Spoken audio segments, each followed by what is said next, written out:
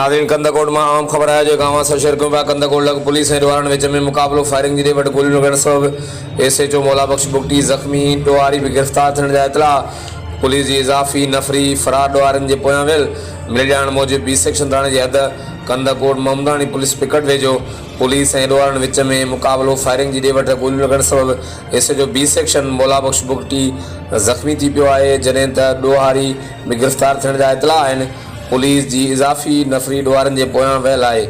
SHO B section मौला बख्श बुगटी खे इलाज लाइ इस्पताल मुंतक़िल कयो वियो आहे। हर वक़्तु आगाह लाइ ॾिसंदा रहो JTN वेब न्यूज़ कंदकोट।